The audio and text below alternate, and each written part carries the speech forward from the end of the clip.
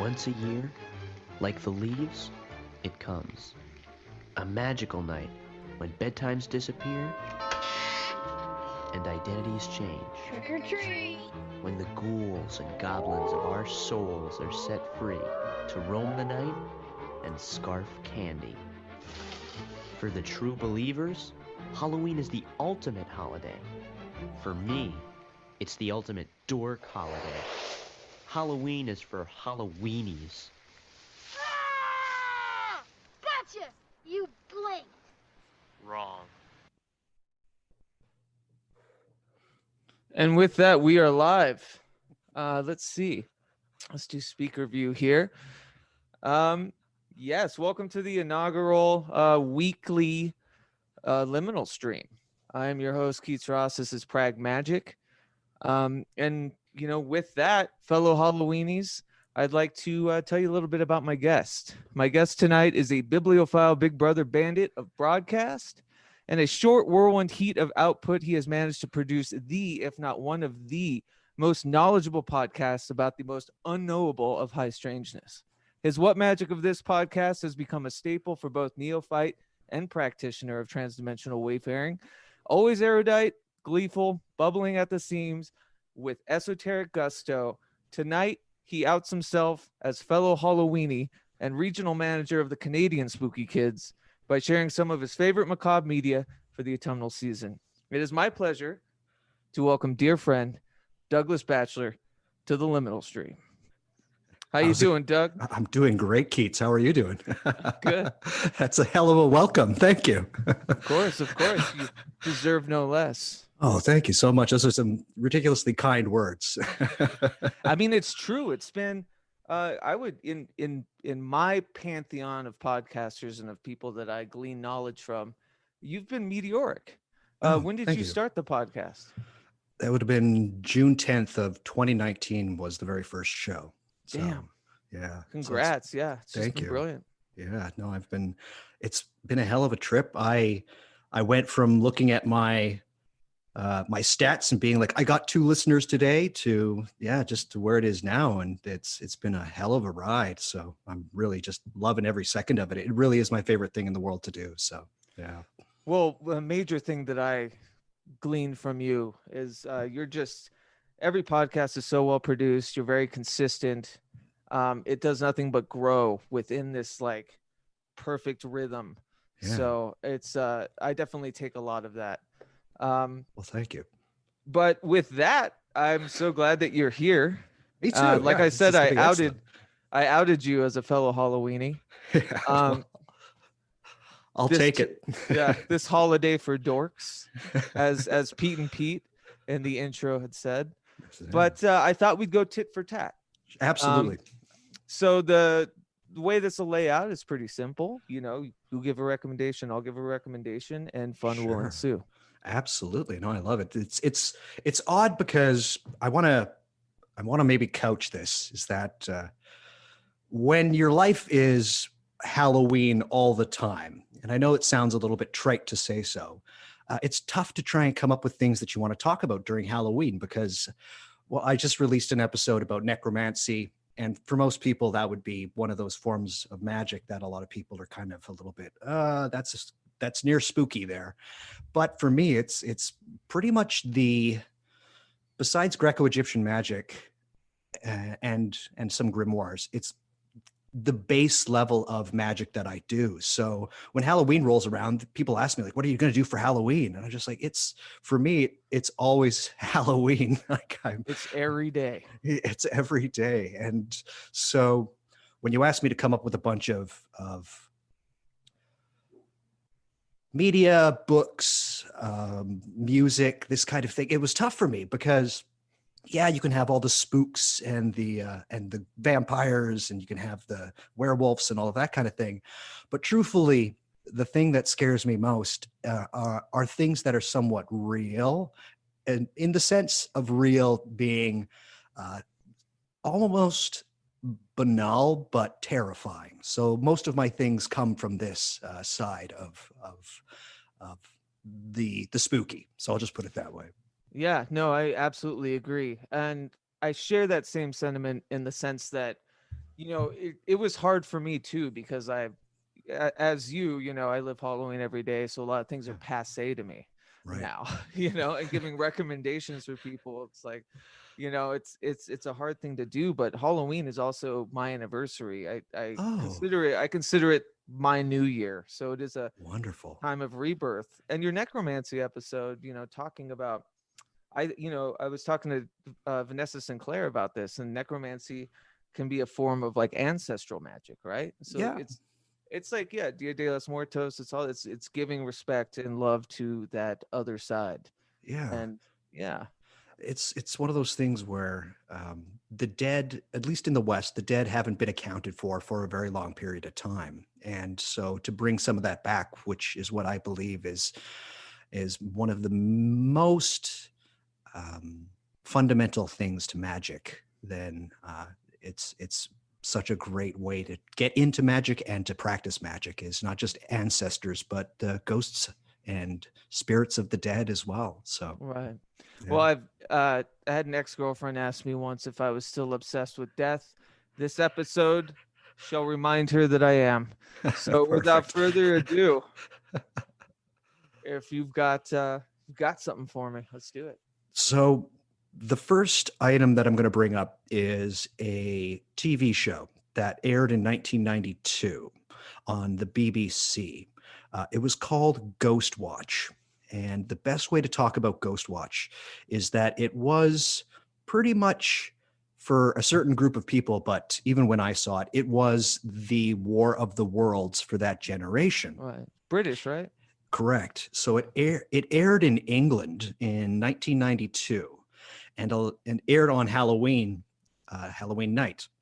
And it portrayed itself in the way that it was just like a regular TV show, like a TV BBC special about going to somebody's house who said that they had ghosts, and they had two young daughters, and a news crew goes into the house, and then very strange things start happening. And it's only about an hour and a half long, but it's one of those things that it has this very crafty way of showing very little and just letting the suspense and the terror slowly creep in. And watching it now, it's a little bit like, okay. But back in the day, it certainly terrified a lot of people. And I don't want to give away too much, but the show ends in an incredibly terrifying way. And you can understand why hundreds of thousands of people were incredibly upset by this program, because it really was, for its time, an incredibly frightening show. And if you have not seen Ghost Watch, you absolutely have to watch it. It is one of the best things produced by television in any genre. It is a fantastic show. Now you're reminding me, because I actually came across this a couple years ago. It's got some macabre legacy too, because I think it was considered one of the first shows to indirectly kill someone, like a kid committed suicide because he was so freaked out. Yeah. That's perfect. Is what you shared here as a trailer? No, what I shared was actually the full clip, but oh, cool. I'll put it in there. Yeah, but you can watch a trailer of it, and you can find copies of it online pretty easily. But definitely watch the full thing. Make sure it's nice and dark, and turn the volume up, because the one thing, because they're very sparing with visuals, and it's one of those things you can go back and watch over and over again, because they talk about this ghost that they call Mr. Pipes, and he shows up in very odd places. Like, he'll be behind a curtain, or he'll be in an old photograph or a crowd. But the thing that really gets me is the audio. It's the sound effects that they use, from a cat screaming to just banging and taps, are unbelievably unsettling. I'll just say that they're very unsettling. So give it a watch. It is one of my favorite things ever produced. I put the link in the chat so people can check it out. I'll make sure as well to list all this stuff in the show notes after we're finished, because we Wonderful. don't want to reveal everything yet. No. And I even made it a point, because you sent me some links before, and I made it a point just to kind of quickly glance, because I want to be surprised, and I have already. Perfect. I guess, yeah. So with that, I think the first thing I wanted to talk about was, it's the famous Mark Twain story. It's called The Mysterious Stranger. Okay. And it's in a collection of stories, actually, but this one to me has always been incredibly haunting. And it's basically, the devil, number 44 as he's called, discussing the fates, basically, or like the true underlying nature of humanity. And I had a quote here, or a little bit of a thing I thought I'd read, and I could show you a little bit too, because there's this famous, I think, 1980s claymation adaptation of it, and Right. it's very haunting. But I'll just read a little bit from the story, and it's something that, as a writer, I hearken back to, because there's an authoritative stance in the writing. It's almost like, he was touched in this way to dictate the dark and the unnerving of humanity. Yeah. And so I wanted Mary to play some organ and stuff when I was reading Yeah. quotes, but I'll just give it a go here. Sure. Strange indeed that you should not have suspected that your universe and its contents were only dreams, vision, fiction. Strange because they are so frankly and hysterically insane. Like all dreams, a God who could make good children as easily as bad, yet preferred to make bad ones. Who could have made every one of them happy, yet never made a single happy one? Who made them prize their bitter life, yet strangely cut it short? Who gave his angels eternal happiness unearned, yet required his other children to earn it? Who gave his angels painless lives, yet cursed his other children with biting miseries and maladies of mind and body? Who mouths justice and invented hell, mouths mercy and invented hell, mouths golden rules and forgiveness multiplied by 70 times 7 and invented hell? Who mouths morals to other people and has none himself? Who frowns upon crimes yet commits them all?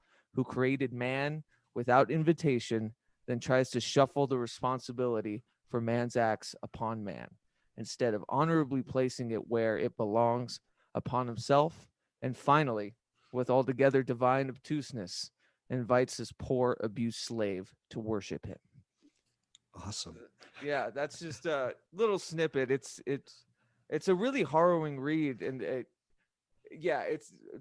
it's almost this treatise on like the maladies of life. I've seen the claymation. The claymation is unreal. Yeah, so I thought I'd show a little bit of that. Do it. Absolutely. Here we go. Let me know if the sound is okay. Fame is a vapor. The only earthly certainty is oblivion. Welcome to the mysterious stranger. What? Hello, Who are you? an angel. What's your name? Satan. Uh-oh. What's the matter? Nothing. Only it's sure a sorry name for an angel. Please, come in. Magician. Come on.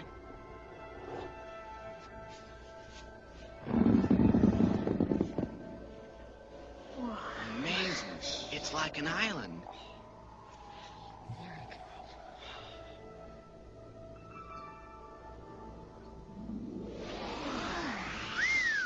Did you see that? Mars. How do you learn to do that? I didn't learn it at all. It comes naturally to me, like other curious things. Are you hungry? Sure am. What kind of fruit do you like the most? Oranges. Apples. Grapes. Ooh. Mm. Where'd he go? What happened to him? There. Oh boy. Can we help? You may make some people. I'll make the king and queen. I'm gonna make a soldier. I like that they automatically go for a hierarchical, Yeah. you know. Look at that little village. There. Here's a buddy. Now we'll give them life. Moving. Looks like my pap on Saturday night. Wow. Look, they're moving. There's like regular people.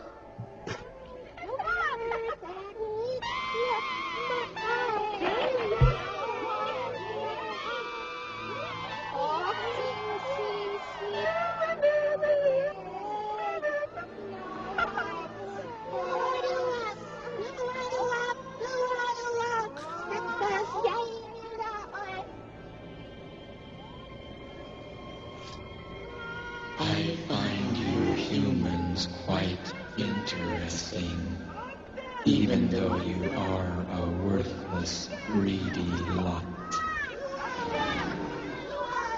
How annoying that sound is.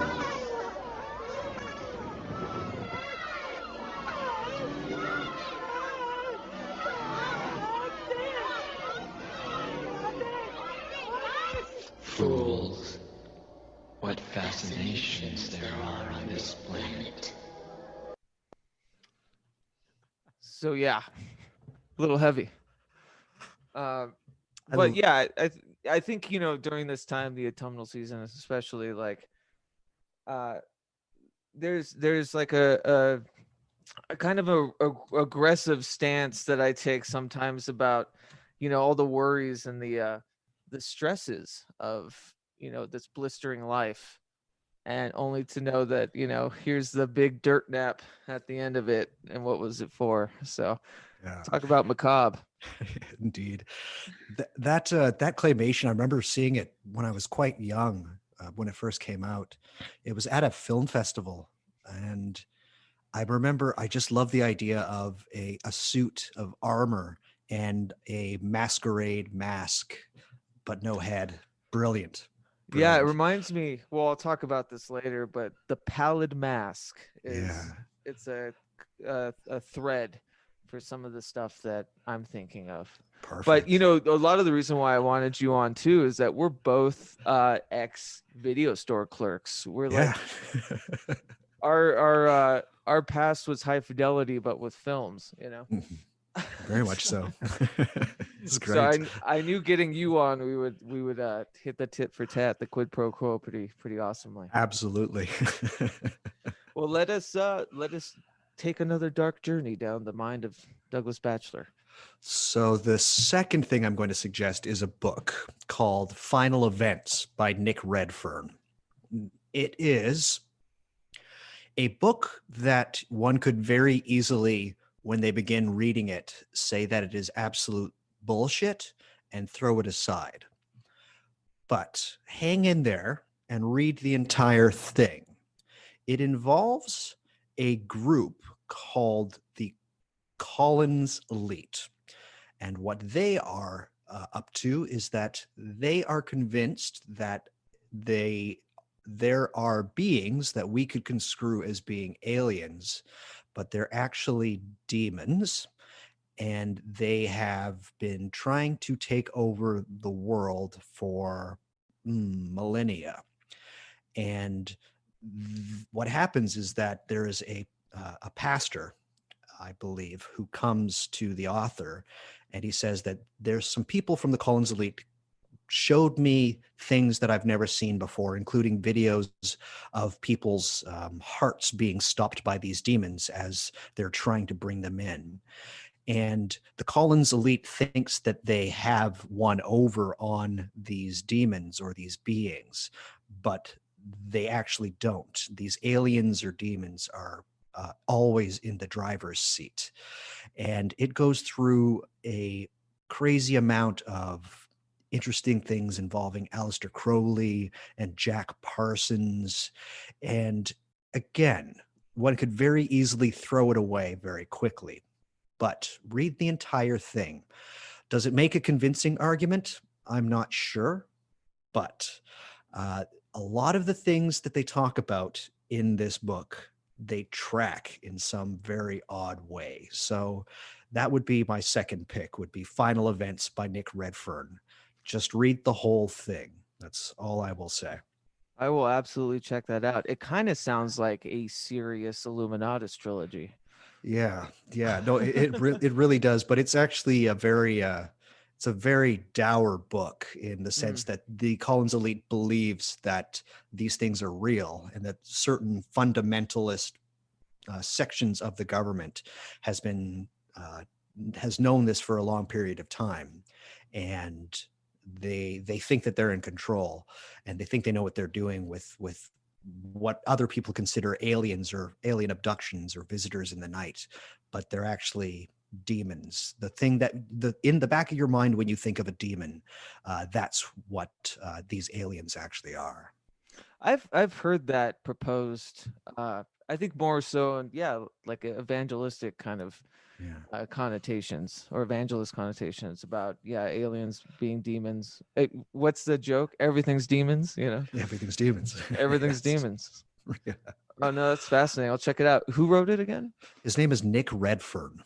Oh yeah, I know Nick. How do I know Nick Redfern? How do I know that name? He's a very prolific writer. He's written quite a few things. So yeah. Okay, cool. But this is by far his best book, and it's one of those books again where a willing suspension of disbelief, but also by the time you finish reading it, there's a very big, there might be something here. Perhaps this isn't the entire story, but there are some things that are indeed incredibly frightening. Awesome. I'll definitely check that out. Please. I guess keeping on with the literature kick, I had mentioned the pallid mask of the Mark Twain thing reminded me of a tether of this other thing that I like to read every now and again. It's kind of a hard swallow, but it's a mystical horror show for the just kind of, it's just languishes in the weird. And it was 1895 or so it was written. It's Robert Chambers' The King in Yellow. And great stuff. Yeah. Great so stuff. What he took, he borrowed Carcosa and Hastur from Ambrose Bierce, who's another favorite writer of mine. Disappeared very mysteriously. Yeah, one of the most famous disappearances ever. Famous for the Devil's Dictionary. Yes. And whatnot. But he took from Ambrose as H.P. Lovecraft took from Robert Chambers. Yes. And so Hastur became part of like the Cthulhu mythos and everything. And it was also made, I think it kind of came into the public sphere a bit with the first season of True Detective. Yes. Because they were referencing Carcosa, which is this mad land. The book itself is strange. Again, it's another collection. There's a thoroughfare through every story that connects them. Basically, it's this play, The King in Yellow, and the second act makes anyone mad. It's kind of what H.P. Lovecraft took with, Necronomicon or the Music of Erich Zahn or whatever. And it's just I can read snippets as if, and it's just very musical to me. I love it. And I have another passage here just to give you listeners some insight.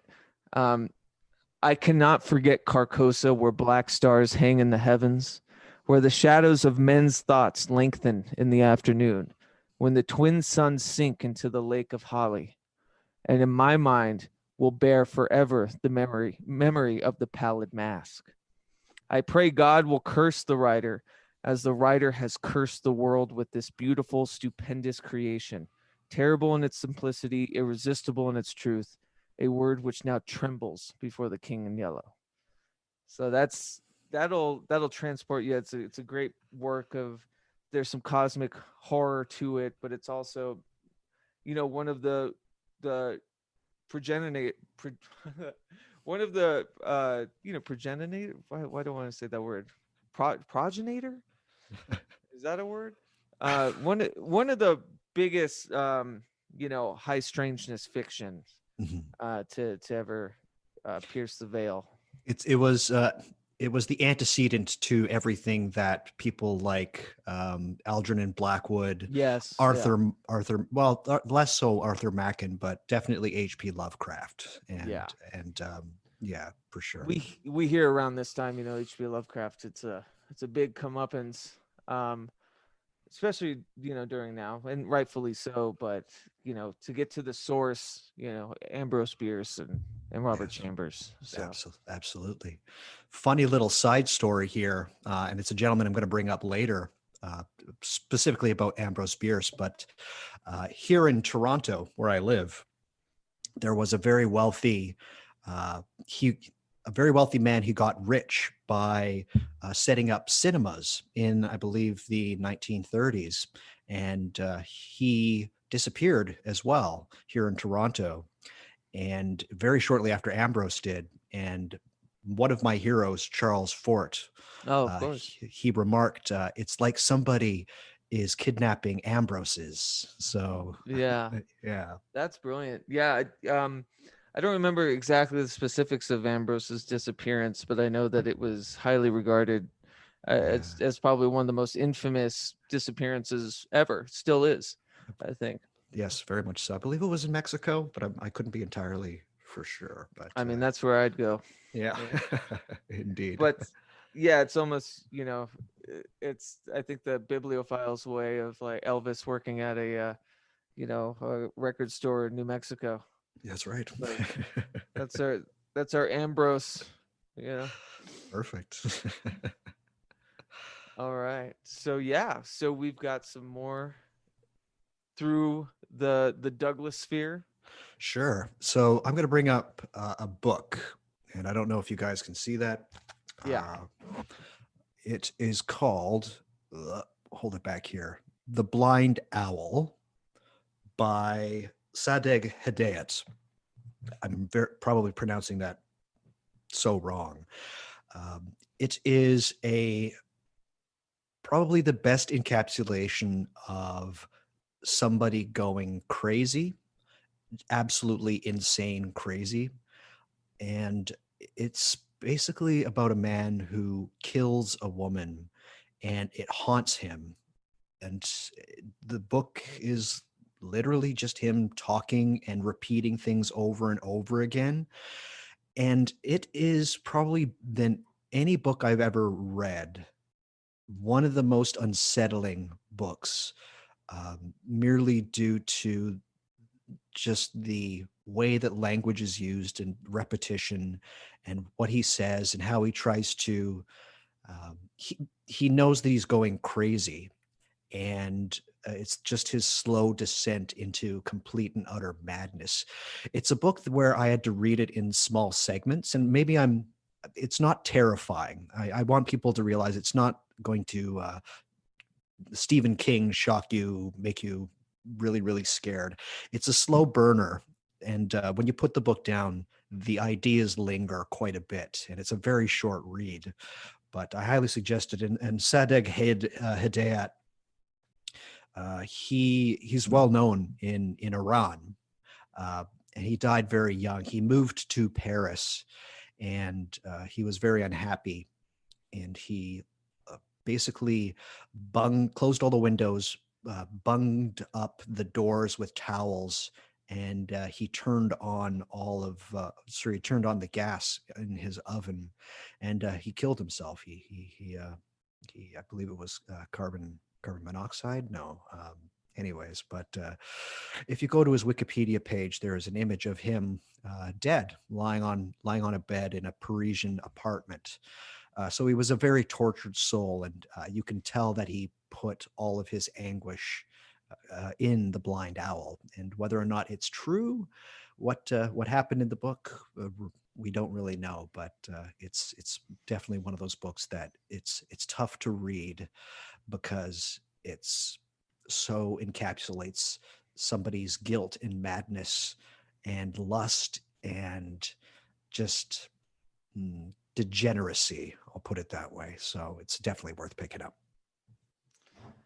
Well, that's for an uplifting book. I mean, that sounds great. It kind of reminds me of a little bit of Nick Blinko, who was famous, or not famous because the band was never famous, but he was in a band called Rudimentary Peni.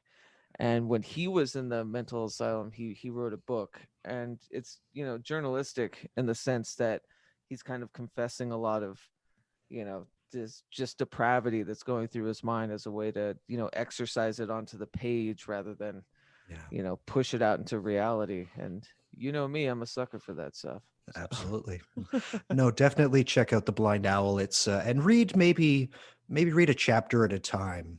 Primal Screaming, Michelle Embry. Thank you. Yeah, sorry to interrupt. Oh, there you go. Wonderful. That's right. I forgot Michelle's an old punk. There you go. But yeah, I'll put a link in there too in the chat.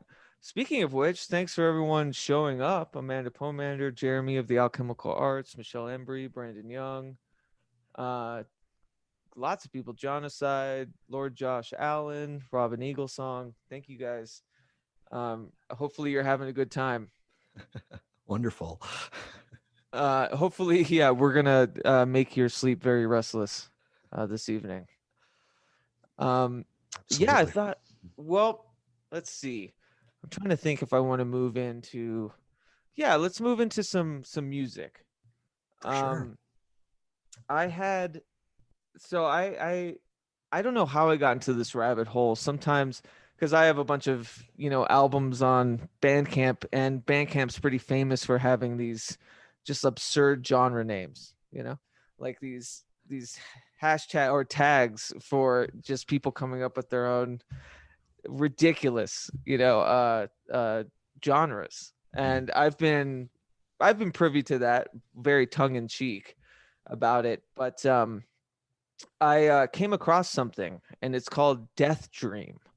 And I've used it quite a bit. It's style of music I've used quite a bit for writing, and for a lot of artistic projects. If there's any painters or writers, I think you might get a kick out of this, because it does hit in a psychoacoustic way. It rumbles, some detritus in your brain a bit. And it really, I find out later that it's kind of a deconstruction of this idea of vaporwave. But it's dark, but it's not just dark. It's not just this, silly, just experimental for the sake of being experimental ambient music. It's the albums are anonymous, so they're usually by producers working under pseudonyms that don't want to be known, because they're working through things. And it's all very narrative. It's all very narrative driven. Every album has kind of a story or a concept behind it, and it's quite fascinating. So it's really kind of art for the sake of art, and working through it without any of the pizzazz of egoic, wants. Right. My favorite part, though, is this conceptual idea, which I came into later. It was kind of something I stumbled on. Sometimes I'll listen to music when I write, and I forget how this came about. It must have been just like a YouTube playlist or something. and I look over to my speaker. I'm like, what the fuck is this? Because it's not just a like I said, it's not just like your run of the mill ambient music that no one but Brian Eno can actually do anyway. But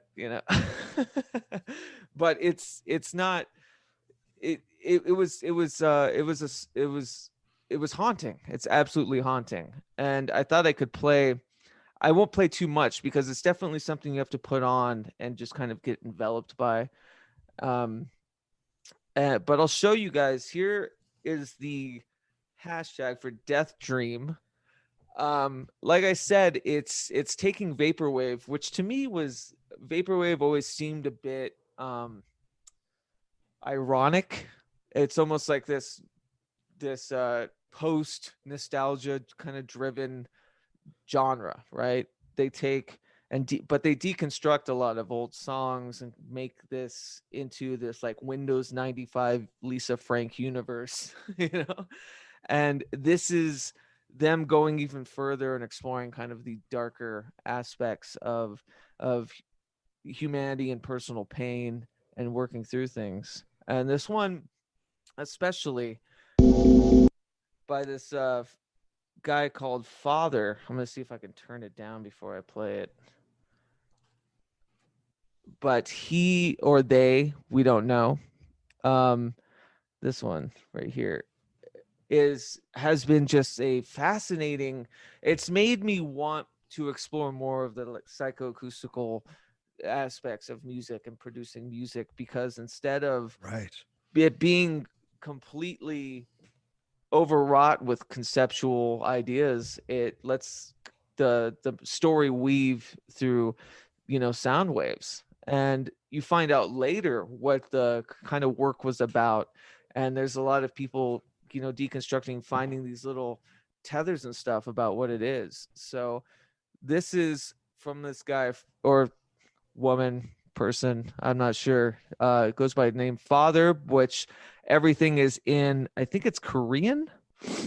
I'm not entirely sure what the language is, but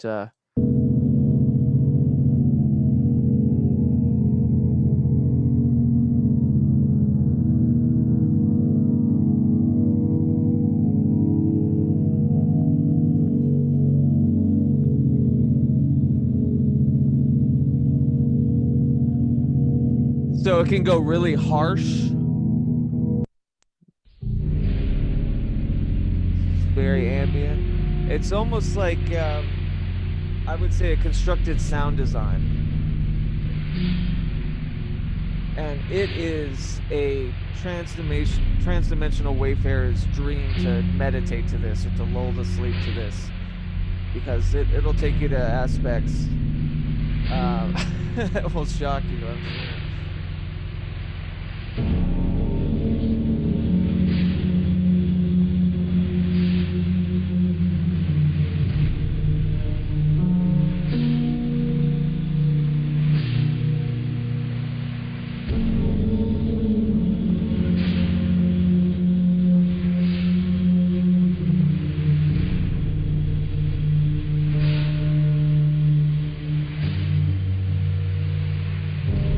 It's also really fun to read the comments, because this music seems to take everyone by surprise, and like you can scroll through the comments and it's just like, what the fuck? Where did this come from? What is this? And the best part too is people having to copy the song titles because they're in Korean, so no one off the cuff can really decipher what anything is. But in my days of using like tape loops and being very analog when it comes to like ambient music, this really hits the spot. You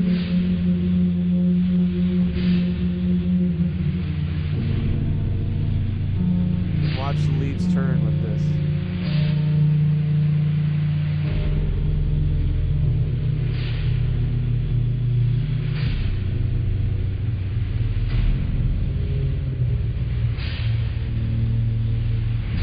So I won't give too much more away.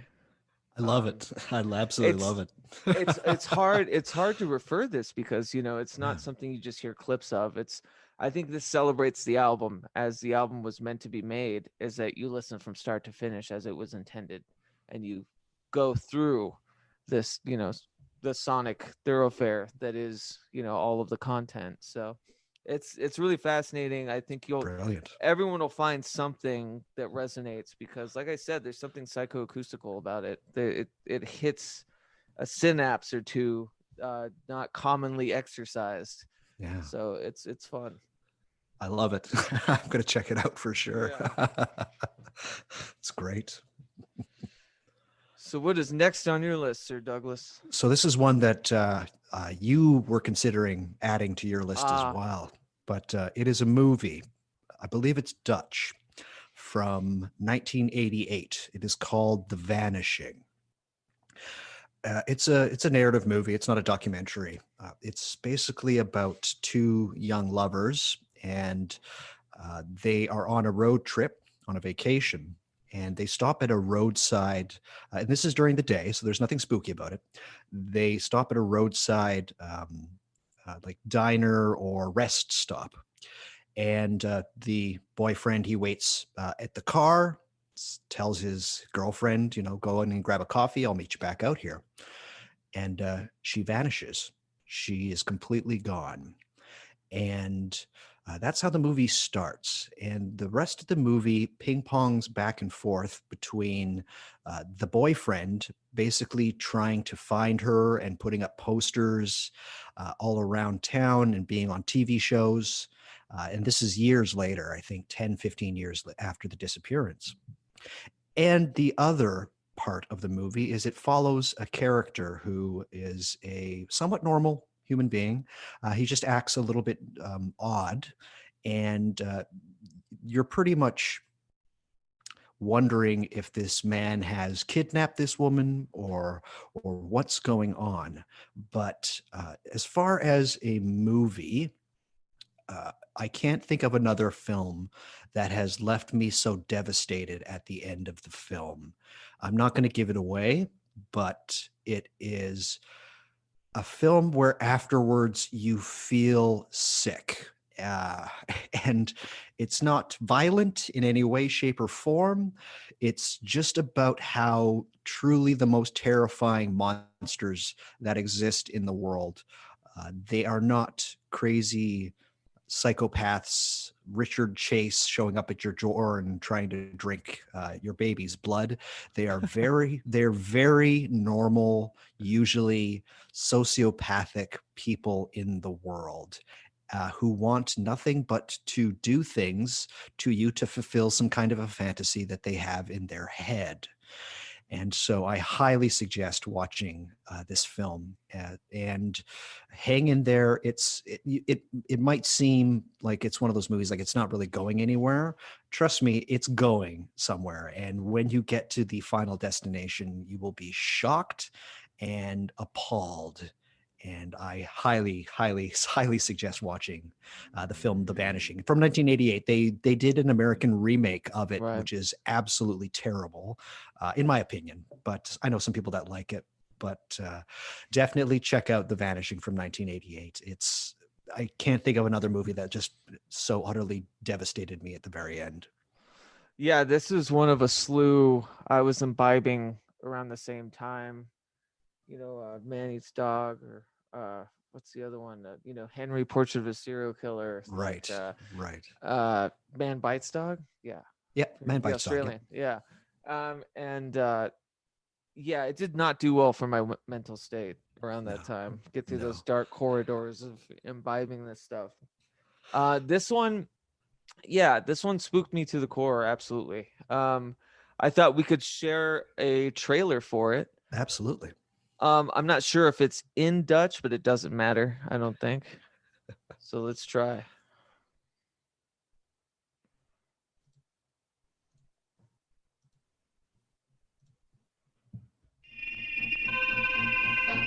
Je m'appelle Raymond Lemorne. Je suis sociopathe et claustrophobe. Je n'ai jamais trompé ma femme. Ah. Gaby, le tire-bouchon, s'il te plaît, dans le tiroir.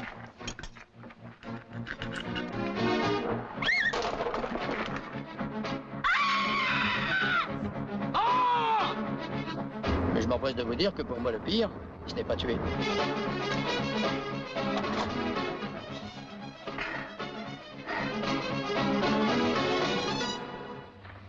Parce que mine de rien, c'est devenu une passion. Tu as quelque chose dans la tête. Vous êtes un menteur. Menteur?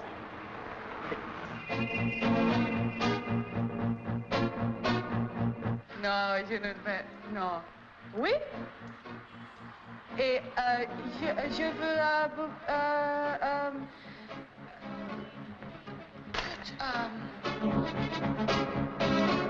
Vous avez violé Saskia. Si elle est morte, je vais mourir moi aussi. Et si l'homme qui voulait savoir, c'était vous?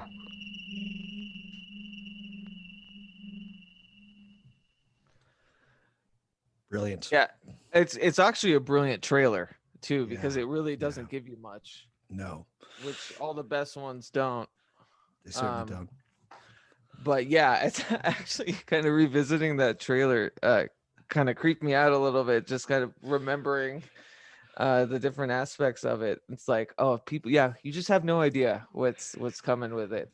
So. Yeah, it's one of those films where, in a strange way, I was somewhat reminded, and we could probably talk about this, but we don't have to. But there was a film called Irreversible by Gaspar of course, Noé. yeah. Which is a movie where the first 30 minutes of the movie are absolutely punishing. Yeah. This is, and then it actually ends on a very nice note. But this movie, The Vanished, it ramps up to an ending, which is it's unexpected but expected, and it's just a hell of a ride. So I highly suggest this for a spooky movie that's the spookiness comes from human depravity in its most benign form. There are people out in the world who are absolute sociopaths who are very normal, and they just want to involve you in their life and their fantasies, and you will have no idea as to why that is. And so that's incredibly frightening to me. It's also too like the elasticity of how dire just quick mistakes can be too. I mean, this is a sociopath, but I'm just reminded every day of how horrifying just a bad choice can be. Yes. You know. So yeah. Each and every choice affects the quality of your life for the rest of your life. Right. Yeah. So please have a watch. The Vanishing. It's a 5-star film. He's got 4 thumbs up. That's right. This one. So I thought I'd try something new. We're on the movie kick. You know, it's around this time. I'm kind of unabashed about my love for horror movies, even the most kind of silly ones, maybe even passe. The Halloween franchise is one that I hold dear. Yes, even Halloween 3: Season of the Witch. Okay. But I'm often reminded though of kind of the touchstone of where a lot of these films come from, and it was a 1970s film called The Town That Dreaded Sundown, and it's actually loosely based on a true story about the Moonlight murders in Texarkana in the 1940s. Yes, incredible story. Yeah, incredible story. It's it's Zodiac levels of harrowing, but even more so because it happened in such a tundra of a short time, and just these senseless murders. And so in true 70s fashion, they give a narrative to it, and you have an aggressor who wears a bag on his head, not to be confused with Jason Voorhees and Friday the 13th Part 2 or whatever, but he's called the Phantom, right? So this is kind of their first foray into like this mass killer idea. Why I wanted to show this too is because I have present company that isn't too fond of the dark travesties of man. So when you're able to kind of investigate these emotions within the narrative of a goofy sort, or of a, you know, an old nostalgic sort. It's fun to have that, you know, weave through. But I'm going to try something a little different. So instead of playing the trailer, there's a song I've been working on, and it uses the term "the town that dreaded sundown." It's not really based on the song, or based on the film, but it coincides a bit. And the song may or may not be part of the magical sigil we're doing, the audiomancy sigil that's coming out. But it's definitely one of it's a cachet of things that ever since I came back from my trip, I've just been like, you know, radiant with ideas and back to music. And so I thought it'd be cool, and I just tried this today to sync the song, or the demo, and it is a demo. There's still a lot work to be done, but there's yeah, Don Wells is in the 1974 version. Thank you, Genocide. So there's a lot of work to be done with the song, but I thought it would be cool to sync the trailer with my song. So this is going to be an experiment. I saw it once, and it kind of syncs up pretty creepily. So we're going to try this. Do it. All right, let me see here. It's a juggling game at this point. All right. Share that. Boom. Let me know if you hear it.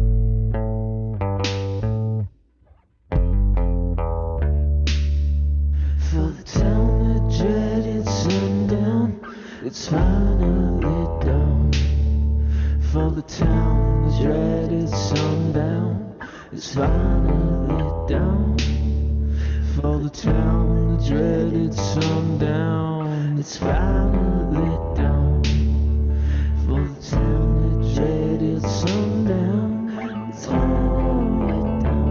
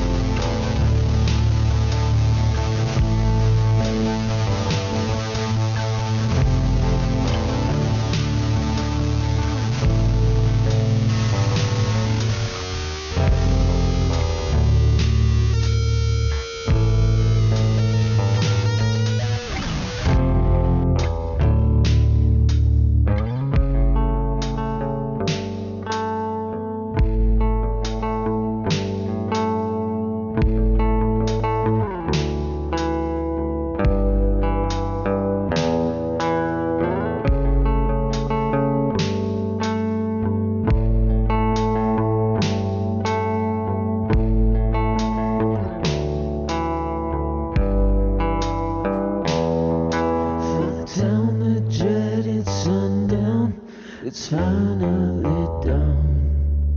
For the town was dreaded sundown. It's finally dawn. For the town the dreaded sundown. It's finally dawn. For the town the dreaded sundown. It's finally dawn.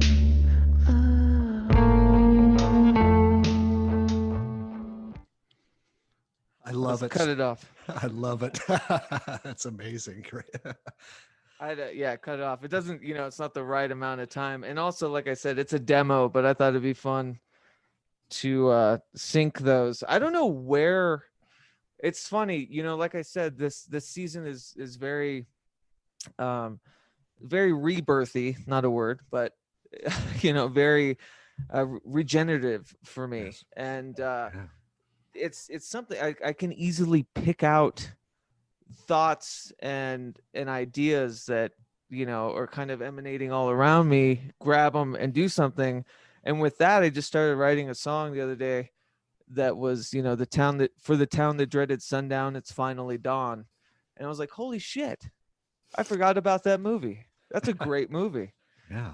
You know, That was the film that literally, that film and Night of the Living Dead started the drive-in movie theater. Oh yeah, like that. Those two films, specifically, being the video store employee that I once was.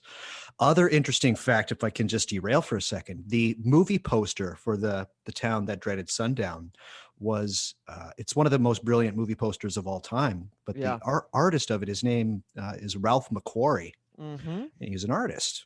And it was that movie poster that caught the attention of one George Lucas, and he got Ralph to do for all three movies, because there's only three. Storyboarding and concept art. Yeah.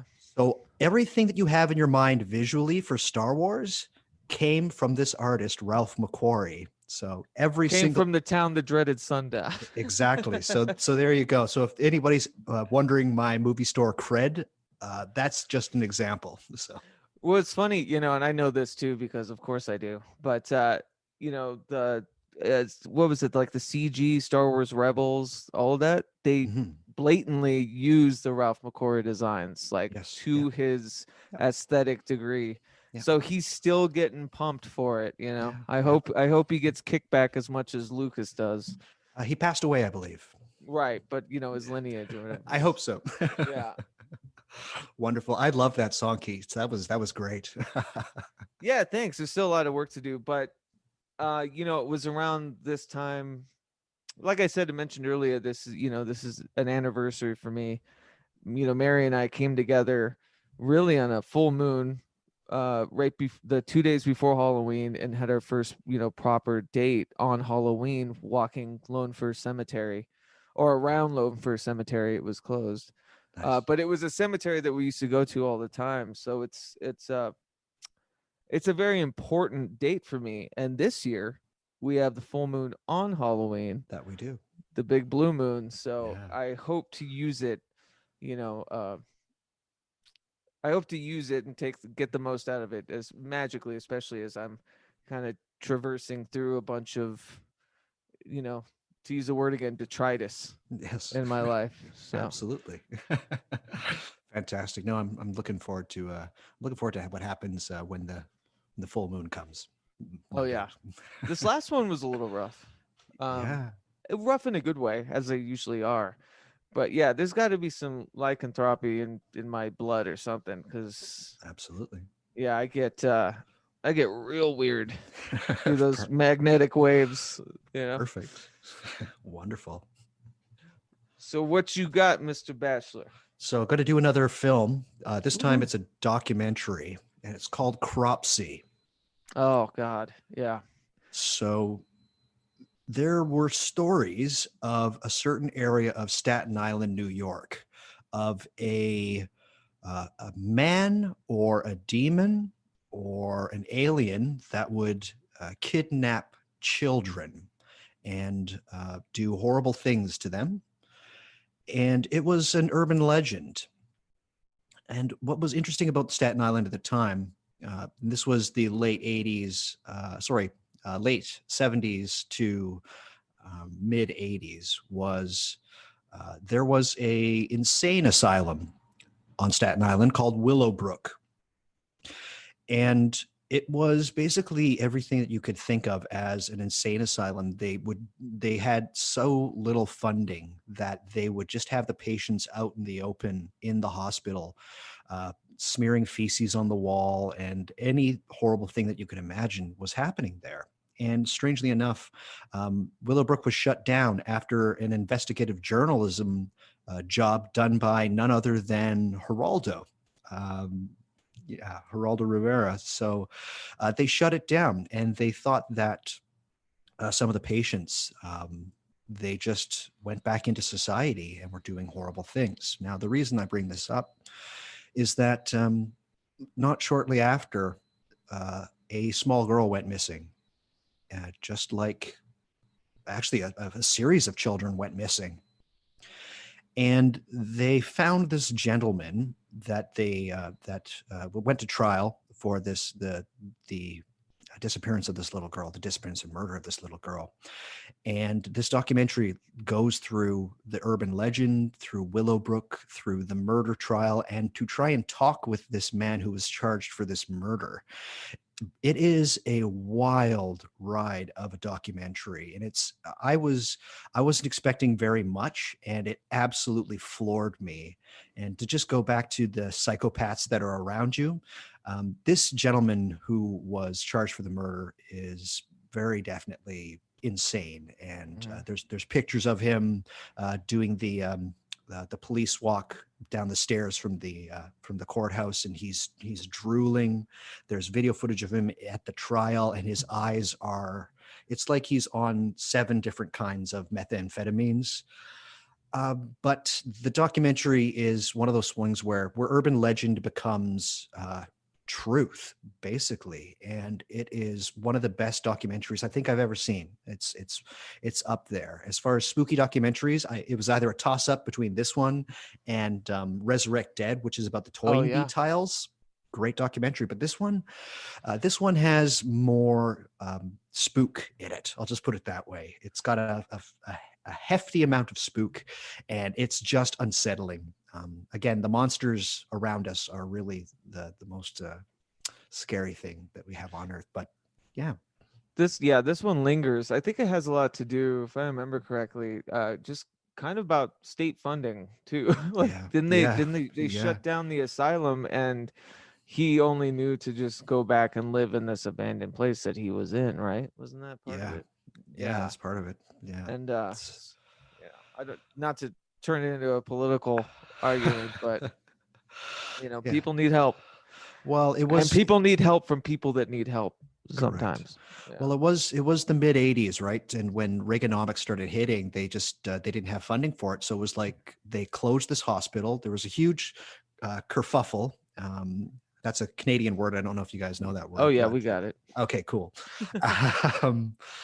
But they locked it down, and it was literally just the workers left, and they put locks on the door, and some people picked up some of the inmates or the patients, and some were just left there. So it's just the horrors of the real world are on display in Cropsey. Definitely check out Cropsey. So friend Brandon Young in the chat mentioned it's Belchertown Street State Prison. Oh, is that where he ended up? I'm guessing that's not the asylum, but I'm not sure. But the asylum's Willowbrook, yeah. Willowbrook, which if you could ask for more of a spooky name, please do. And it's still around, and of course the kids go in there and they freak themselves out. But at one point the camera crew goes through, and it's everything that you can imagine an abandoned insane asylum to look like. That's it. Right there. So like the annals of your deepest and darkest nightmares. So, and with that, let's watch a trailer. Absolutely.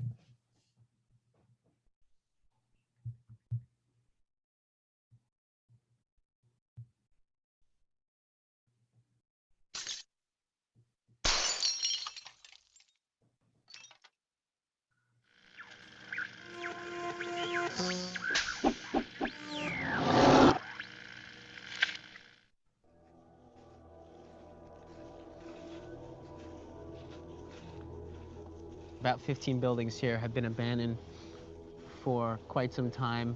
They did a lot of searching for the kids here. Specifically for Jennifer and I believe Holly Ann. Growing up on Staten Island, Barbara and I had often heard the legend of Cropsey. You're supposed to have a hook, an axe, and a knife about this big. Cropsey was the escaped mental patient who lived in the tunnels beneath the old abandoned Willowbrook mental institution, who would come out late at night, snatch children off the streets. I would have never guessed there were the amount of weirdos living on Staten Island. It might be somebody on your block. It might be somebody you work with. You know, here's this guy going around picking off these kids. I can imagine how other parents, even if your kid's gone for an hour, I can imagine how they must feel. You know, that's probably one of the last things that you ever think about, that somebody would take your daughter. It seemed like everywhere I went, there were people out in the woods looking for that little girl. It's no question. If we were going to find her, we definitely were going to find her. She thinks we're picking at dead children's bones. We just want closure on this, that's all. What was that? I heard something.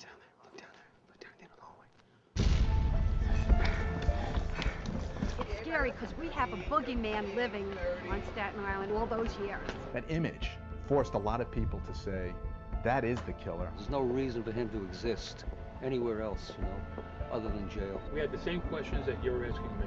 Why did he do this? What set him off? It's sort of like putting a puzzle together. You know, he likes to be the center of attention, the keeper of the secrets. So I think it'd be great if you could speak for your What if we warriors. just do audio? Safety, I will not go on. Do you think they're all around us? Yeah. Oh my God. I think he's possessed. I really think that he is demonized and possessed. Yeah, that's a let me put on my video here.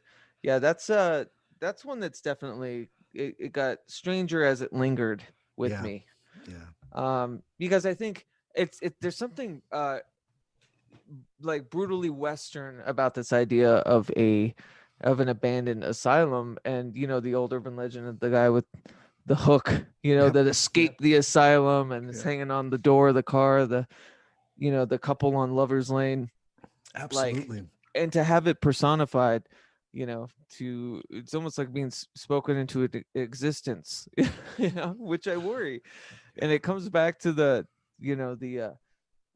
Robert Jampers, King in Yellow, the whole talking about, these writers kind of speaking these things into existence.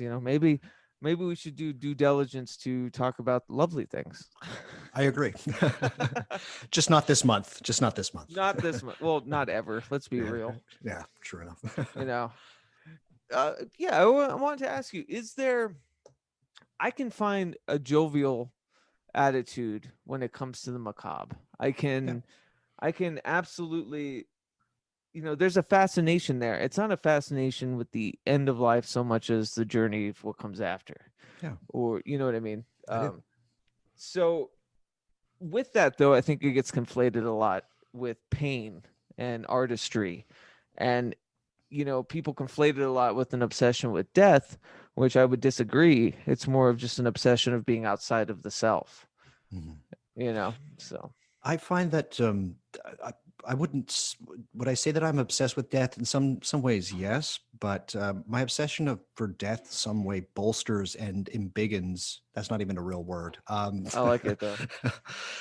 But it makes my zest for life grander. I think it really is a journey, and if you travel to certain areas around the world where there is a great deal of ancestor veneration, and not just in we're going to observe this holiday, but as it is a part of life with ancestral altars, they do view it as a wonderful journey and such a natural part of things going on in their life.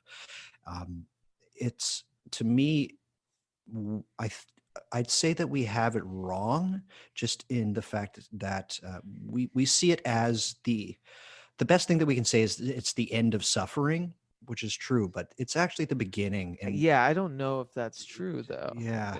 No. I mean, in all of my studies, especially with the bardos of the afterlife and Tibetan Book of the Dead and all of this. And funny, I tweeted the other day that I do literally keep dreaming that I wake up in the dream and it's like, fuck, nothing's changed. It's just got a new face, which, is comforting in a way, but also very much, an exorcism of belief that, there's a sweet hereafter. Which I hope there isn't, honestly. I hope that, my ghost continues to work, and I hope it, it punches through and it keeps, because that is the zest of life for me,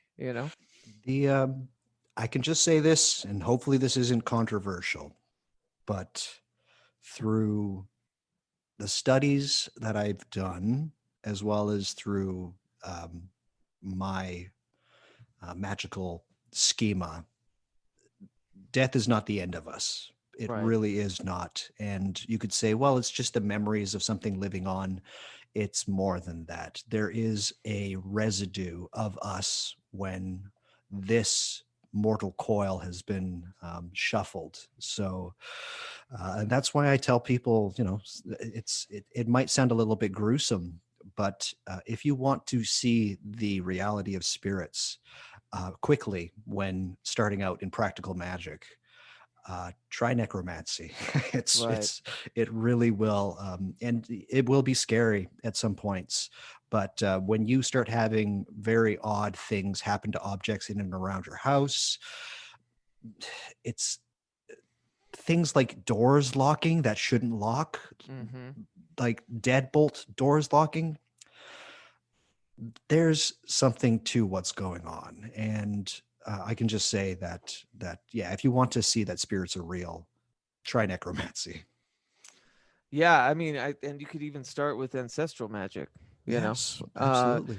There's been a lot of cases in my life of the preternatural seeping in. Obviously, I think your ears are tuned to it. Especially with working in these divine ordinances. That is magic or whatever. But there's something still so shocking and unsettling to couple it with you're being touched from another realm or whatever. I even hate to use the words realm or not. It sounds just like a pseudo intellectual way of saying death or the parallel universe that lies on top of us infinitely. Yes, absolutely. But nope, try necromancy. That's all I'll say. I love it, and this is the month to do it. I mean, growing up in the barrio of Southwest America, Dia de los Muertos is a big deal for me. I work with Santísima Muerte. I have for a while now, and I got a funny little anecdote actually when we were on our trip. So I kind of bring a little figure of her with me. It's a resin figure. Yep.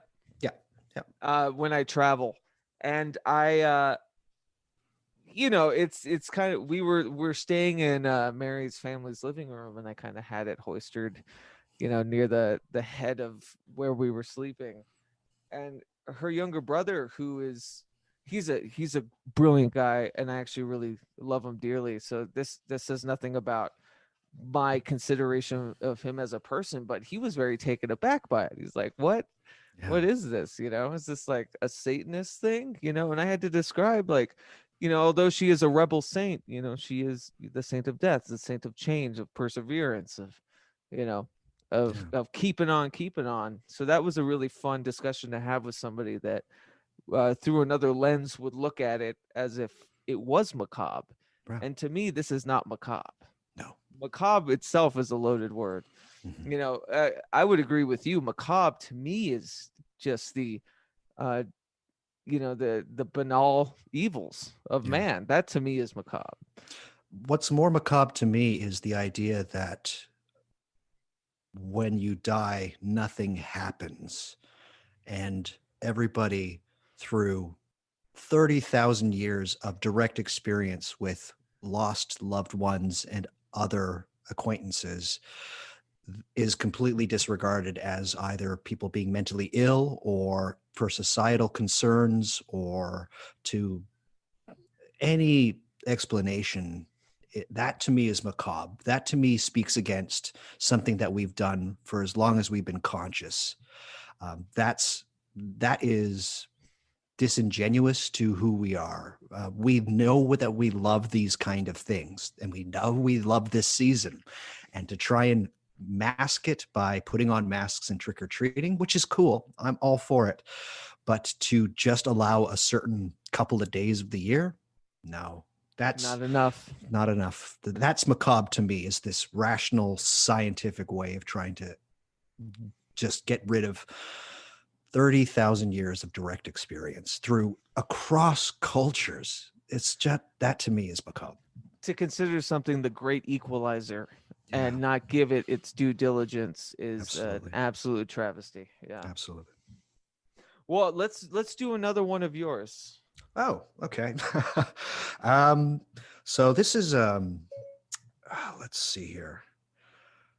Well, let's talk about a book called Asleep by Oh, right. Yeah. by Molly Caldwell Crosby. So what happened for a period of time from, I believe, 1908 to about 1927 was a mysterious epidemic. And most of you would say, well, it was the Spanish flu. No, there was another epidemic. It was called the sleeping death or the sleeping plague. It killed millions of people over this from 1908 to about 1927. What were the symptoms? Were basically, they could be a number of things. One would be that you would just go to sleep and you would stay asleep, and then eventually you would die. Or there would be other people who would couldn't sleep and they would just stay awake, and then they would eventually go mad and die. But if you got this disease, what really happened were three outcomes: death, long sleeping, and then waking up to enormous brain damage, or being in a coma for a long period of time and then waking up and having to deal with it while so many people around you have died as well. So it's a book that, as you read it, you start to understand just how crazy something like this is. And I have a small anecdote. I was in school with somebody who I believe it was grade 10, and they weren't in my class, but they were in the same grade. And they got this disease or this whatever it was, this epidemic. It's called encephalitis lacadonia. Oh, sorry, not lacadonia. I forget the actual technical term for it, but lethargica. That's what it is. So forgive me, but Very familiar with that one.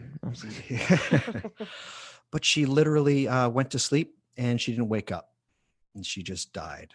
And for a period of about 3 months, my mother would make a point of coming down to my room, and before I was coming to sleep, knock on the door and just say, I love you, good night. But there was no rational explanation for this person's death. They had no heart defects, they had no brain hemorrhage. They just died in their sleep at a very young age. So as mysteriously as this thing came up, it just went away. And the cases of it actually occurring, it's called EL. They're not as frequent, but it still does happen. So when you read this book asleep, it is not a book to read before you go to bed, because if you are scared of death, it is one of those things where, yeah, people do just go to sleep and they never wake up. And I highly suggest this book. It's a great nonfiction book. It reminds me of that, mother's need to just randomly walk in to see if the infant is breathing. Yeah.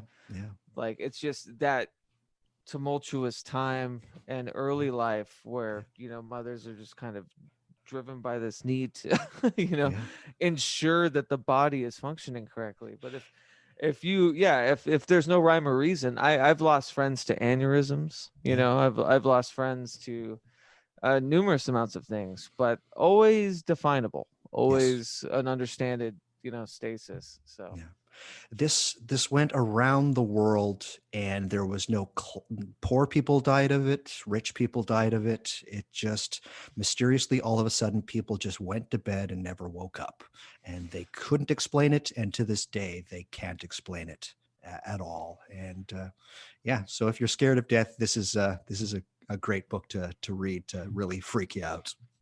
So it wasn't it's very unsettling, honestly. But at the same time, like you said, if you're afraid of death, which I am not, as a matter of fact, if there was a way to go, that would be the way to do it. That would be the way to do it. Yeah, for sure. But highly suggest this book. It brings in personal stories of people that were affected by it, specifically, just somebody coming home and then their their mother just never wakes up, right? Like that's just it. And so yeah, no, it's really quite scary and quite shocking. And what's more shocking is that it's no longer an epidemic where hundreds of people in every country were dying every month of this thing. People still do die of it, but yeah, it's not as frequent as it once was. It's probably left over that barter from Moses, with the firstborns. It just happens all the time. So there you go. I mean, have they really investigated almost like kind of unnatural tethers to the deaths? Like, could it? Yeah, is it the firstborn of every family? Well, it might have something to do with my last suggestion, but we'll see what happens there. But yeah, my last book suggestion might shed some light on this kind of thing. All right, Yeah. I dig it. Well, I wanted to do one. It's a modern one, and it's an artist, and I wanted to kind of wax about fine art a little bit. Actually, there's two. Sure. We'll give a quick honorable mention. Our dear friend Eric Millar. Yes. The great illustrator. My one of my favorite compatriots of just creative endeavors. He has a pantheon of wonderful books to check out under these. I guess you call it a pseudonym, but it's more of a house, which is Outlet Press. And I was combing through this the other day, and I wanted to talk to him about it. I hope to have him on next week to talk about specifically comics in the occult, comic books, which I think we're all nerds about. But this is an Outlet Press published book.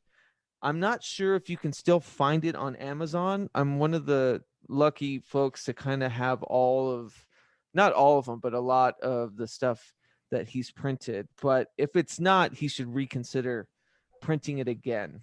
And it's called Ghostly Progressions. Nice. And he has this, I think one of the biggest words, especially if we're talking about the confluence between life and death, is that tether that makes them the same in a way. And Ghostly Progressions is a book where it's, see if I can do this. Nope, I can't spin it. But it's these beautiful illustrations of the metamorphoses of different ghostly apparitions and doing fantastical things. Listeners would know Eric, but those of you that don't, he's done an incredible bibliomantic oracle called the Disruption Generator, which you should check out. But I think more so just for the advent of just fun, spooky shit, you should definitely check out Ghostly Progressions by Eric Millar. I love it. I swear to God, he's gonna be the writer that I show my kids if I ever have kids. When they're young, because he tackles these kind of absurdist ideas of dark things, but in a brilliant. I don't want to say rudimentary. There's nothing rudimentary about it, but in a very layman way for someone of a young age to really imbibe. So yeah, Eric Millar. Hope to have him on next week, but yeah, please check out Outlet Press, Ghostly Progressions. It's just a fun little spooky book. And with that, I wanted to talk about another visual artist, this guy John Carling, who I think I knew in passing in Oakland when I was living there for quite some time in the art scene, and I think I've been begging him to create album art for me for at least a decade. I absolutely adore this guy. It was never a hard no or anything. It's just one of those communications that get lost in the kerfuffle. There you go. It's the word of the day. I love it. But John Carling is he's working on something called The Traveling Witch, and it's very Edward Gorey-esque, but modern. There's a lot more magic to it, and meaning, with a K. There's a lot more references to actual ceremonial magic and creating, but it's these beautiful pen and ink illustrations that would make people that are fans of Aubrey Beardsley, stoked. They would make, Edward Gorey fans. It's almost like a great marriage between those two. And I was trying to find him. So I kind of put him on blast on Twitter. So if you follow me on Twitter, you've definitely seen his work, because I adore it. But I thought I'd just share some here, and you can catch his Twitter handle. It's just at John with no H Carling. Oh yeah. Yeah. And so he's working on this traveling witch, and there's something. So he's done these animations. I was trying to find him earlier where he animates them, and it's just like this, by the way, I need to be holy shit my next record. Like, I even put it here. Can you please illustrate my next album cover? I'll give you my firstborn. But yeah, he's amazing.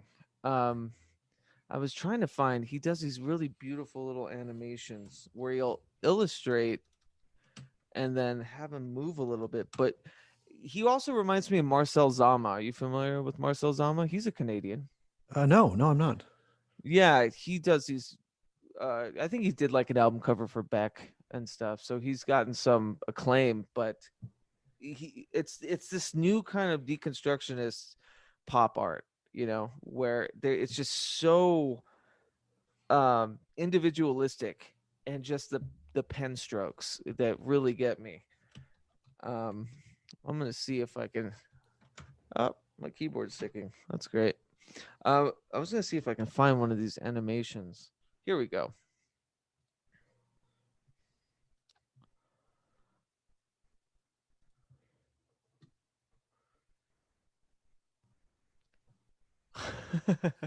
Awesome.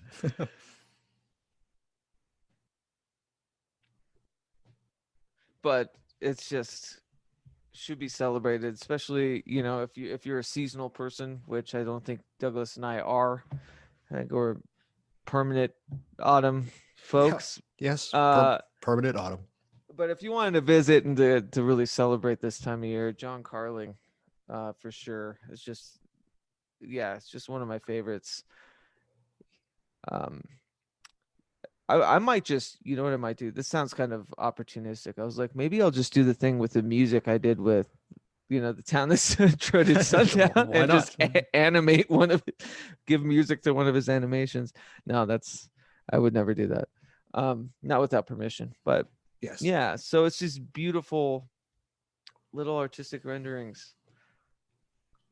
I don't know. It's that, like I said, it's that avenue of Edward Gorey where it's spooky and dark, proto Tim Burton kind of stuff, with it being romantic and just kind of lovely. Yeah. So wonderful. Anyways, that was my fine art share. Perfect. Love it. So what is next on your list?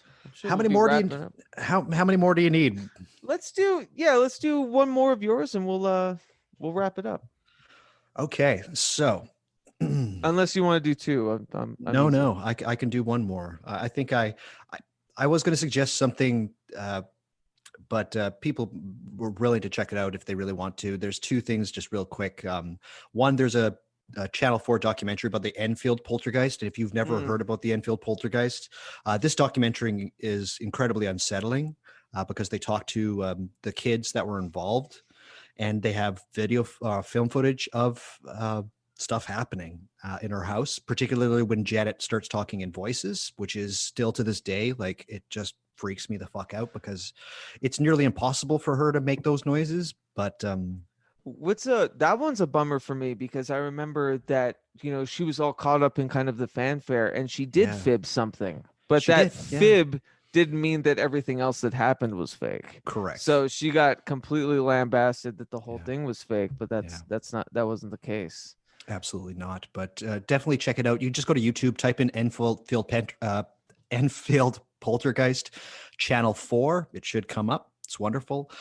There was also a documentary called The Afterlife Investigations about the skull experiment, which is probably one of the most incredible parapsychological experiments done of all time. If you like mediums or spiritualism, you have to read that book or watch the documentary, The Afterlife Investigations.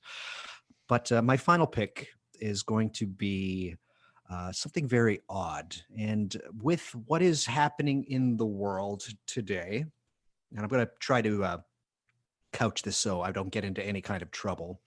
I'm a huge fan of Charles Fort. He has this idea of what are called damned facts. So in any situation where something large is happening in the world, I tend to look towards information that doesn't sit properly.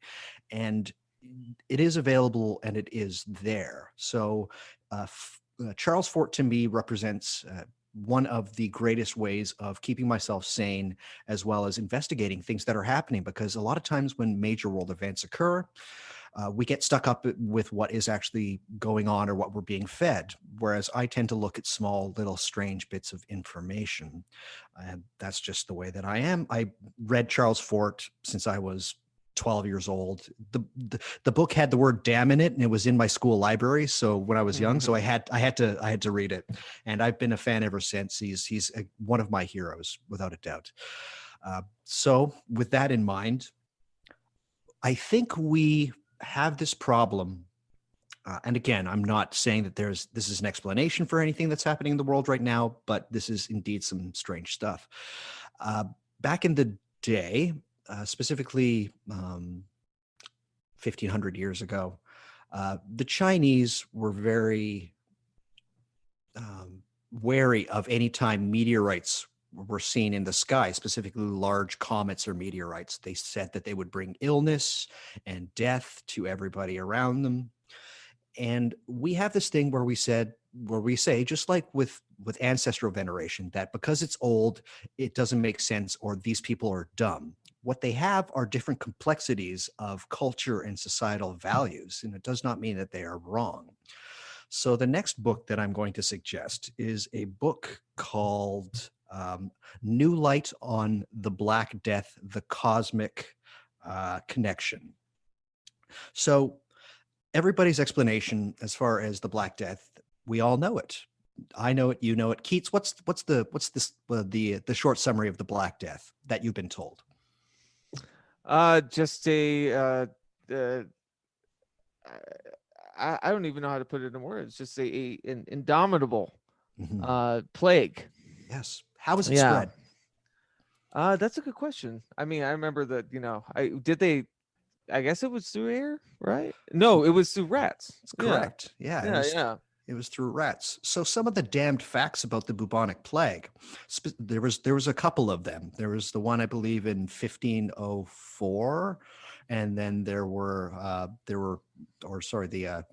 16th century, and then there was one in the 6th century. What's strange about the bubonic plagues, at least these two bubonic plagues, is that there are damned facts where there are areas which did not have any rats whatsoever, and people were dying.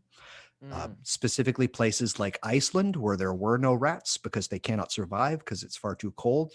Iceland lost 2/3 of its population to the Black Death, and there were no rats there whatsoever. It was. Do you think it might have been spread though through the shipping? Very few shipping going through at the time. Yeah. So this book goes into the fact that this plague didn't only affect human beings, but it killed livestock and animals. And this writer by the name of, his name is Mike Bailey, I believe. He is a archaeoecologist, and he was looking at older pieces of wood that had been around for more than 1,000 years. And he saw that there was a ridiculous amount of radiation in the rings of these plants. And they also did ice core samples for that time. And there was a great deal of radiation that occurred there as well. Now, the thing that connects to all of this is that the bubonic plague made everything sick. Plants, animals. If you had life, you were going to get sick and died. It's just the symptoms of the bubonic plague to humans was different than that of the trees and whatnot. So it's his conjecture that a meteorite, for some strange reason, the debris that came down from the meteorite and the radiation make people ill for this bubonic plague. And it's a heck of a thing to look into because for some strange reasons, when there are, even including the Justinian plague, they were talking about meteorites passing right before everybody got sick. So it's in this day and age, and again, I'm not trying to explain what's happening in the world in any way, shape, or form, but it's one of those things where we'd like to think that the Earth is a closed system because we see rockets traveling through the atmosphere and they all flame up. But we do know that certain particulates can survive. We are a much more open system than we'd like to think. And through things like radiation and interstellar debris, who knows? Could that be a reason why people get sick or have gotten sick in the past? So this is it's a crazy read. It's really the way that he goes through how not just human beings got sick, but everything got sick is mind blowing. So it's a wonderful book. So what you're telling me is a meteor didn't give a normal person and one of the earliest Black cinematic superheroes, Meteor Man, his powers. No. But killed him. Yeah, but you want to know what ties back to the sleeping sickness? Ah. So what happened in 1908 when the sleeping sickness occurred? What other major weird event occurred in 1908? Was that the influenza? Spanish No. flu? Well, there was that as well. But Tunguska meteorite in Russia. Oh, yeah. See, I couldn't have pulled that out. Yeah. Oh, of course, yes. One of the largest meteorites that ever that we know of that blew up before it hit Earth. It probably had a huge amount of debris that went absolutely everywhere. So the Spanish flu and also the EL sickness that people were dying from sleep. 1908.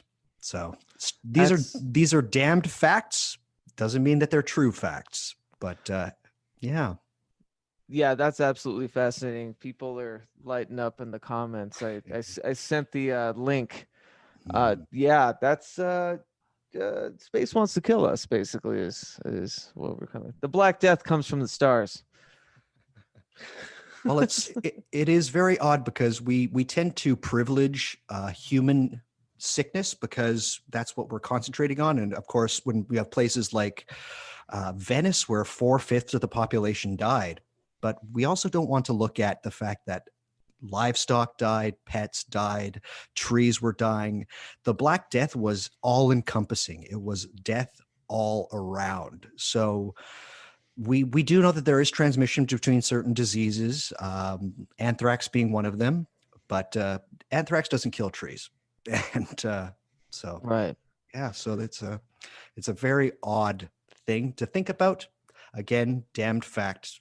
Just I tend to look towards these really odd anomalies, and this is for as far as a book that really made me go huh every page. This is one of those books, and also terrifying at the same time.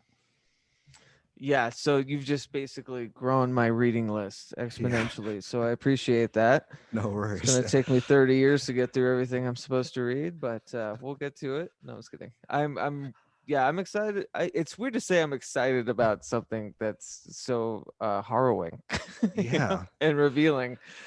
Well, Do they tie it to anything more prescient, like? No, he doesn't. He tries not to. I don't believe he brings him to Tunguska and the sleeping sickness as well as the Spanish flu, but it's odd when there are a large amount of people dying from an illness. A lot of times it's presaged by a pass by of a comet or a meteor or a large meteor shower. It's very strange. So Philip Blair in the comments said that the Spanish influenza was 1918, to which I will now forever reply, caused by the meteor. Yes. So correct, 1918. But the EL, the sleeping sickness, started in 1908. Right. 1908. Oh wow. Yeah. Okay. Well, yeah. I can see all the the red string Yes. and the 14 times Yes. cut up and placed everywhere. No, I love Charles Fort. Yeah, he was one of those like Art Bell or Yeah. hell, I was even gonna bring Alvin Schwartz Yeah. into it. That were very influential to me as a kid. I need to. They keep up the 14 times, right? They do. I mean, Charles Fort would never Right. really signed off on it. You would have thought it was pablum, but that's just him. They just because it was always more of a collection of just hacking his ideas. Well, just UFOs and these kind of things, but well, no, like the Hollow Earth and there's some good articles. I'm not Yeah. subscribed to it, but yeah. But remember Omni? Omni was my. I jam. loved Omni. Absolutely Yeah. loved Omni. Yes, yes, it's the greatest. Omni and Mondo 2000. I did courses with Ken Goffman through the Holy shit. Maybe Logic Academy that Bob Wilson set up. Yeah, That's awesome. Yeah. I always think of Mondo 2000 as my like true birth into cyberpunk culture and everything. But yeah. Wonderful. Well, I spoke about Alvin Schwartz earlier. I wanted to end it as you can see. Whoever's watching, my thumbnail was Stephen Gammell, the I don't know how to put this, the conductor of nightmares. Ever since I was a kid, and I love every minute of them. The illustrator of the Scary Stories to Tell in the Dark series, the best, which the absolute best. You were talking about, Damn was in the title, so you picked up the book. I got caught stealing Scary Stories to Tell in the Dark from a book fair when I was in second grade. And so it did nothing but made me just revel in it more because I knew that my kind of conservative mom at the time wouldn't go for it. So I had to hide it. And obviously we didn't have any money or anything. So I got caught sticking it down my pants. Nice. As a kid, this just absolutely enveloped in Stephen Gammell's art. And we could just go on all day. We can bark about how incredible just these collection of folkloric stories, especially Alvin Schwartz's, timber and writing and collecting these things. Yeah. But I wanted to talk about a documentary. It came out recently, and I don't want to talk about the Scary Stories to Tell in the Dark adaptation they did, which surprisingly wasn't as bad as I thought it would be, but still just doesn't do the collection of books justice. But there was a documentary that came out, and it was actually one of my first Twitter friends was the people that composed the documentary, because this is like my kids will be immersed if I ever have kids. They'll be immersed in these books as a way to hex common misconceptions about the darker drab of death. These were fun and beautiful and haunting, scary. It hit all of the spectrum of what it means, to as a people to deal with death. And so there's a documentary that came out. I think it's great because to me, Alvin Schwartz was always he never did interviews. He never, I had a couple of his other more straightforward folkloric books. And he was just always this very curious person to me. And I never really, before the internet, even after the internet, never really got the chance to investigate who this curator of nightmares was.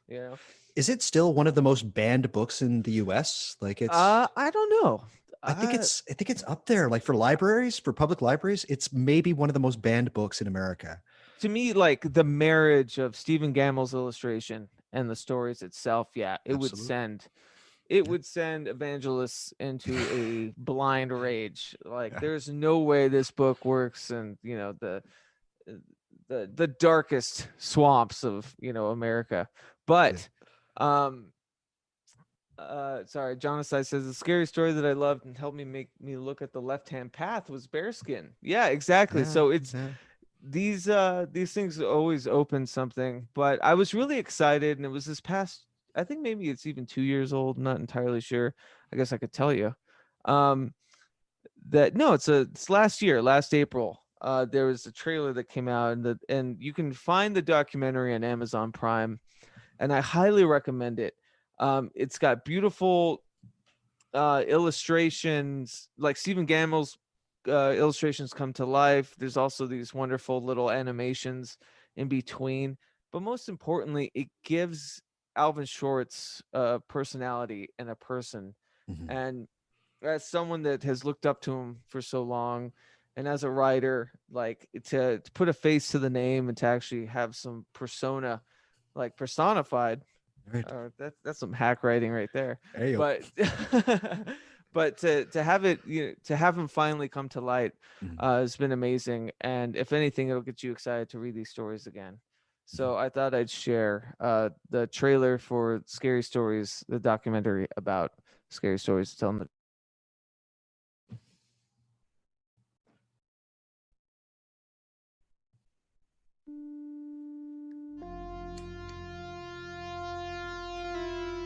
Part of Alvin Schwartz's brilliance was that he took all these old folk legends and made them readable for kids. And I think that's his particular genius.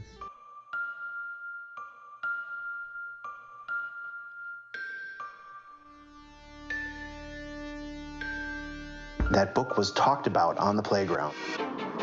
There's something a little off-putting, but that's why it's so fascinating. You had to sign up a couple weeks in advance if you wanted to get them. Everybody knew these stories. And it was always a subject of dares. Like, I dare you to check out the book. Parents and teachers in a Seattle suburb will vote next week on a plan to ban 3 books from an elementary school library. Those who want to get rid of the books say they're just too gruesome for young readers. There is a horse that is grotesque, it is misshapen, it is disproportionate, it has a human eye. Growing up, I never really saw the Scary Stories books in light of them being widely banned. I just saw them as stories that my grandfather collected. He was the #1 banned book author, and he just loved that. Children have a need to master the fears that they have in their life. So they kind of give readers a taste of the darker side of humanity. I always found it interesting that these books were challenged because we don't discourage students from reading Greek mythology or Robin Hood. I finally got the courage to check out the book myself, carrying it home in my backpack and feeling like it was burning up.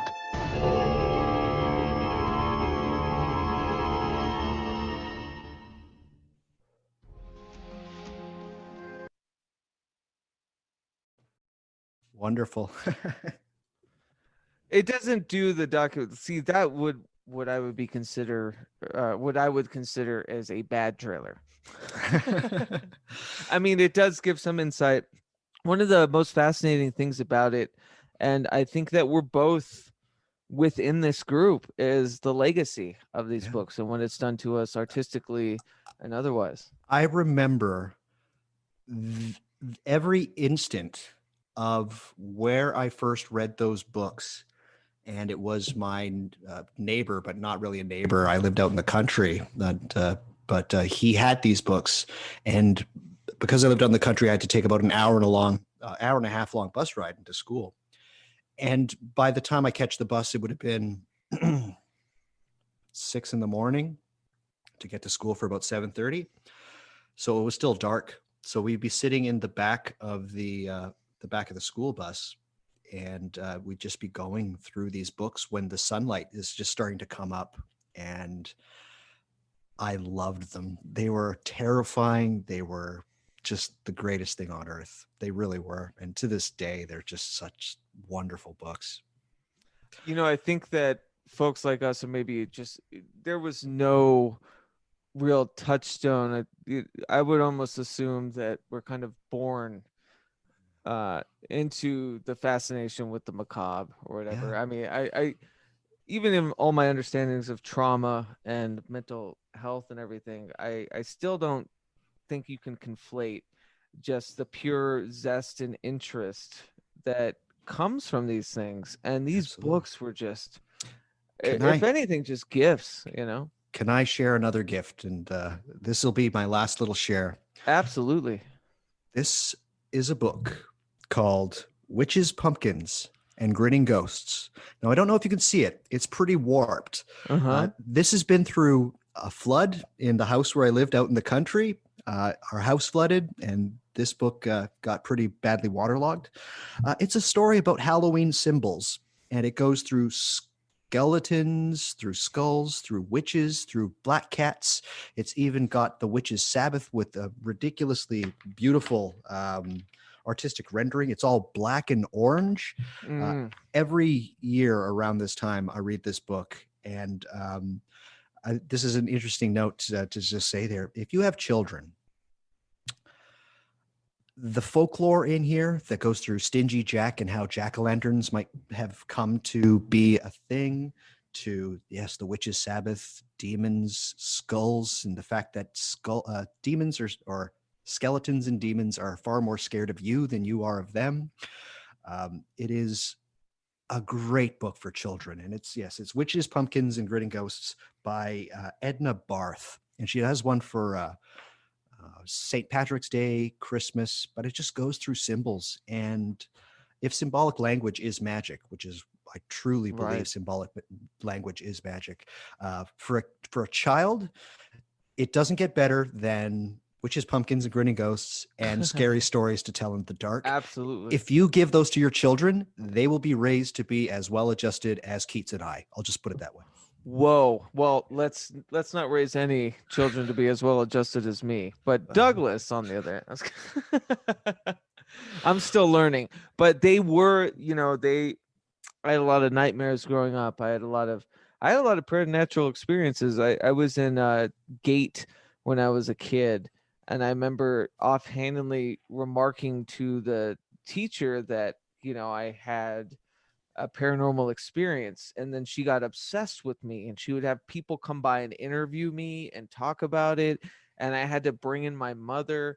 Like, it got to a point where it was so distressing both to feel this or have these inclinations or these these experiences, to it being kind of a kitschy, not a kitschy, but more like a dog and pony show kind of idea. And so these books help me, they help me travel through or traverse through those experiences. So you were sharpening your axe. That's what these stories are. They're sharpening your weapon for what was to come later on. And depends on how you want to view the universe, whether it's everything that will happen has already happened, to time being an arrow. It doesn't matter. These things and our interest in them are so beneficial to our survival. And I do think that children need to be scared. I think that children need to have terrifying experiences. As much as we want to protect them, you are doing them a disservice by keeping them away from such ideas as death and ghosts and spooks and vampires. It's so ingrained into who we are as a people and as a culture. It's there's no such thing as a universal, but a fascination with darkness is it. It really is. If I was allowed to celebrate these things when I was a kid, I think I would have an analogous ease with guilt, because I think a lot of it is guilt. It's this fear, especially in religious households, especially in very strict kind of upbringings. Like everyone's striving to be better than death, and if you strive to be better than death, that's against, or I'm sorry, if you don't strive to be better than death but strive to understand death, it's almost like you're putting yourself up against the idea of regret and of guilt. So I think having these notions, having these ideas come at an early age and celebrated would have certainly caused me a lot less strife in my world. So I was lucky to have parents that knew that I was spooky, different. I mean, I never did the dressing up as a goth or anything like that. Right.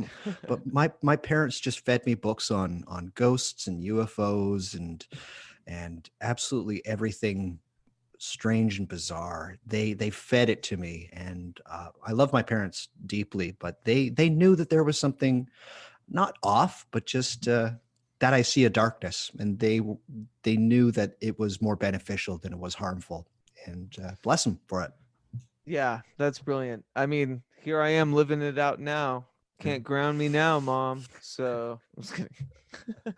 No, my father was always great with it and is still continuously open about it. But yeah, it was definitely a sharp contradiction between how I was raised, but that's my life. Contradictory. And what's more contradictory to life than death? So, or You'll ha- actually, I don't even see it's contradictory. No, it's part of the same thing. Yeah. One of these days you'll have to have me on, and I'll tell you about what my family did on Halloween. That was so unbelievably special. But that'll have to be a little bit of a teaser. I might do a Patreon episode about it, but yeah, my family did something very special for Halloween, and specifically my father, which is both epic and an example of great parenting for kids. We did, because we live out in the country, can't go trick or treating. It would be a 3-day ordeal if we had to trick or treat around houses. So we did something very specific and special. And but that's a story for another time. I love it. Can't wait to hear it. Yeah. You know, as America burns in many more ways than one, as you know, someone that lives in a place with looming winter, as such as yourself. Yeah. You know, having you on to really celebrate that transition. I couldn't have asked for a better companion during this. So thank you so much, Douglas. No, this is Keats. Ask me to come on the show anytime. I love talking with you. You always make me laugh. You make me smile, and I love your stories. And it's just a great time. It's honestly some of my favorite times when I get to talk to you. I love it. And you sent me a bunch of links. If I didn't put any that was in the chat, for those that want to know, I will make it a point to put them in the show notes at a later time. Those of you listening, because I hope to put this as an audio podcast as well, you can't tell, but I'm wearing a very goofy mask right now, and that's your fault for not subscribing to me on YouTube. In other cases, no, I'm excited.